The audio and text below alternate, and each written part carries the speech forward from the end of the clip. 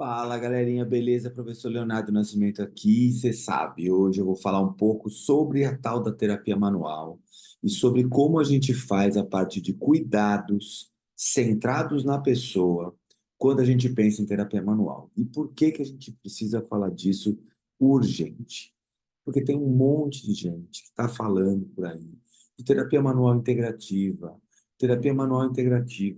E, na verdade, essas pessoas nem entendem o conceito que é isso.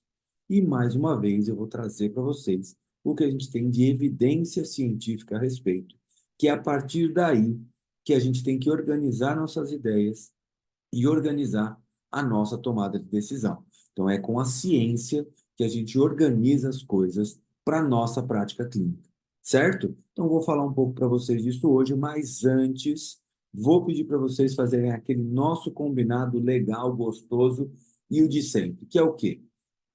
Curte esse vídeo, ativa as notificações e compartilha esse vídeo. Coloca um comentário aqui também e compartilhe esse vídeo naquele grupo de fisioterapeutas, naquele grupo de osteopatas, naquele grupo de quiropatas que precisam conhecer as informações de qualidade, informações científicas de qualidade, que esse é o objetivo desse nosso canal aqui. E se você quiser aqui nos comentários, coloca a sugestão também de algum tema para um próximo vídeo que eu preparo esse tema para você. Beleza? Então, vou mostrar para vocês aqui o estudo que eu trouxe hoje, que é um estudo que fala sobre a terapia manual e os cuidados da terapia manual que são centrados na pessoa. Então, como a gente pode utilizar essa terapia manual, como a gente pode integrar esses conceitos de terapia manual é, moderna, fazendo os cuidados centrados com a pessoa. O que que a gente... Primeira coisa que a gente precisa ver é o seguinte: esse é um artigo da JOSP, né? Então, vocês sabem que aqui, com relação à ciência, que a JOSP é uma grande referência que a gente tem em termos científicos. E aqui tem, e é um artigo de um cara que chama Chad Cook, que foi editor-chefe da JOSP por muitos anos, da Universidade de Duke. Ou seja, temos aqui uma referência pesada para trocar essa ideia. Uma referência muito bem fundamentada para a gente trocar essa ideia. Então, primeira coisa que a gente precisa entender é isso aqui, ó. Os cuidados centrados na pessoa, ou os cuidados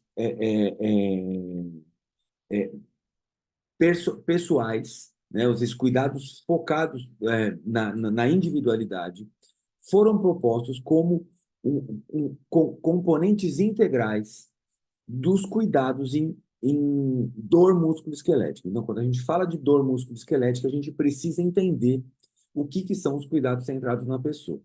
Esse conceito alinha com o National Institute of Health dos Estados Unidos e o serviço, o National Health Service de cuidados personalizados da Inglaterra, que são duas entidades que trabalham muito com produção científica, com aval científico, tá? É, a gente precisa aprender a utilizar essas melhores referências para a gente. E aí, aqui, ele já começa falando de um ponto importante, que as críticas à utilização da terapia manual foram rotuladas como abordagens passivas e são indicadas que todas as terapias passivas devem ser desencorajadas como foco primário do tratamento. Então, a primeira coisa que eu tenho que entender é a terapia manual não é a primeira linha de tratamento quando eu falo de cuidados em dor musculoesquelética, e isso é ponto pacífico. A gente já tem muitas críticas em relação a isso. Então, o seu paciente que tem uma dor musculoesquelética, a sua proposta clínica baseada em evidência não deve ser somente a utilização de tratamentos passivos. Eu devo ter uma proposta de movimento para esse paciente. E isso faz parte do meu tratamento. Caso eu não ofereça isso, eu não estou oferecendo o que existe de melhor em termos técnicos científicos e recomendações de guidelines para o tratamento daquela condição. Ou seja, eu sou um profissional desatualizado. É isso que eu estou oferecendo. Estou oferecendo algo de forma desatualizada.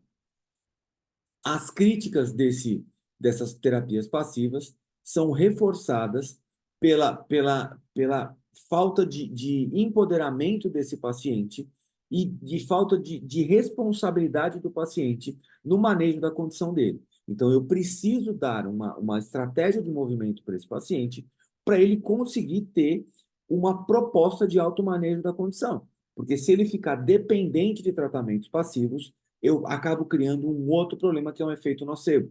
Então, ele acredita que somente aquelas intervenções passivas vão gerar um tratamento efetivo para ele. E aqui eu já lembrei de uma coisa. Eu estou pensando em gravar um vídeo sobre efeito nocebo. Coloca aqui nos comentários se você acha interessante eu gravar esse vídeo sobre efeito nocebo e explicar exatamente o que é esse efeito nocebo, que eu falo tanto em vários vídeos, e eu não sei se vocês têm essa facilidade de entender. Então, coloca aqui nos comentários se você acha que vale a pena fazer um vídeo de efeito nocebo. A gente tem aqui, ó, temos uma sugestão que tratamentos passivos podem ajudar com um imediato efeito de alívio da dor, mas somente tratamentos ativos mantêm a funcionalidade dos pacientes em longo prazo. Isso é um ponto um pouco controverso, porque a gente tem alguns estudos que mostram que a incapacidade do paciente pode melhorar com tratamentos de terapia manual. Então, aqui é um ponto controverso, mas o que a gente sabe é a manutenção e a prevenção do paciente sem dores musculoesqueléticas em longo prazo passa por uma proposta de exercícios. Então, isso a gente tem aqui uma fundamentação. E outros estudos reportaram que o uso de terapia manual pode levar a uma dependência e uma baixa autoeficácia do paciente em longo prazo, que foi o que eu expliquei para vocês antes. Então, a gente precisa tomar muito cuidado numa dependência e numa baixa autoeficácia do paciente se a minha proposta de tratamento passivo for utilizada o tempo todo e eu não tiver uma proposta ativa para esse paciente. Está aí o problema. Por isso que vem esse estudo, por isso que vem essa crítica.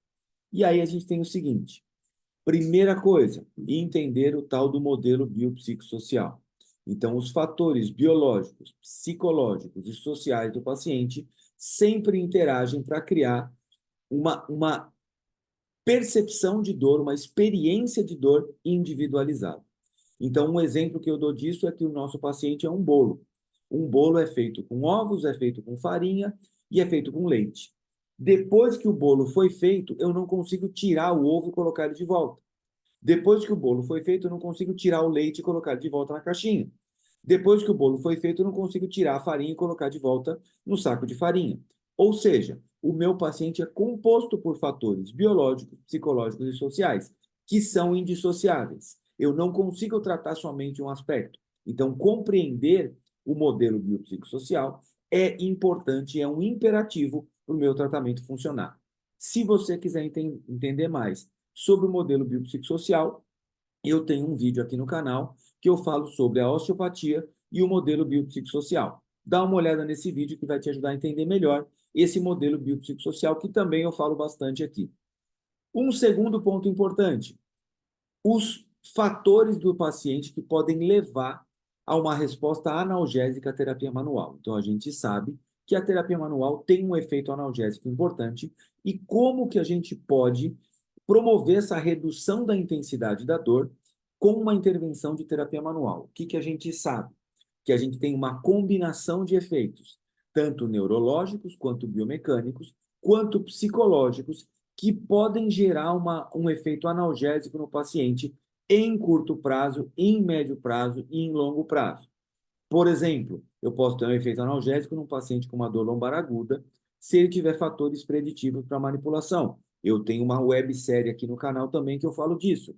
Websérie Manipulações Vertebrais. Eu explico quais são os fatores preditivos que levam você a escolher a manobra de manipulação num paciente com dor lombar.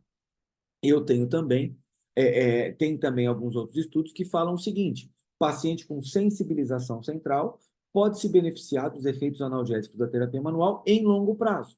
Então, a gente também pode utilizar em pacientes com dores crônicas. Então, tanto em pacientes agudos quanto em pacientes crônicos, eu tenho efeitos tabulados e documentados do efeito analgésico da terapia manual. Então, isso precisa existir. Mas o que eu tenho que entender é utilizar essa proposta de terapia manual com efeito analgésico e uma proposta ativa para esse paciente na sequência. que é o que é recomendado nos guidelines. E aí, o que a gente tem que dizer sobre os cuidados centrados no paciente? Os cuidados centrados no paciente, a primeira coisa que você precisa entender é o que não são cuidados centrados no paciente. O que não são cuidados centrados no paciente são, por exemplo, as intervenções que são escolhidas baseada puramente na parte estrutural e funcional, em limitações estruturais e funcionais. Então, por exemplo, escolhas feitas exclusivamente na mobilidade articular, na amplitude de movimento e na palpação são identificadas durante o exame objetivo. Isso não são cuidados centrados no paciente. Então, escolher uma intervenção baseada na mobilidade exclusivamente não é cuidado centrado no paciente. Escolher uma intervenção baseada somente em amplitude de movimento também não. A gente está trabalhando só com a estrutura, só com o aspecto bio.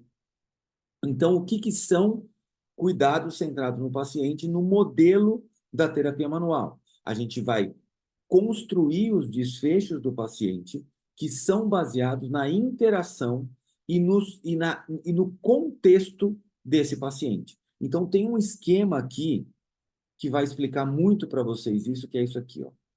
Então, primeiro de tudo, eu tenho que ter um processo de decisão compartilhada com esse paciente. E esse processo de decisão compartilhada com esse paciente me diz que eu tenho que levar em consideração os seguintes aspectos para estar trabalhando dentro desse modelo. Primeira coisa, os fatores relacionados ao paciente, as expectativas em relação ao tratamento, as experiências anteriores em relação à dor, se esse paciente tem depressão, ansiedade, se ele tem catastrofização, se ele tem cinesiofobia ou se ele tem um suporte e influência social nesse mecanismo.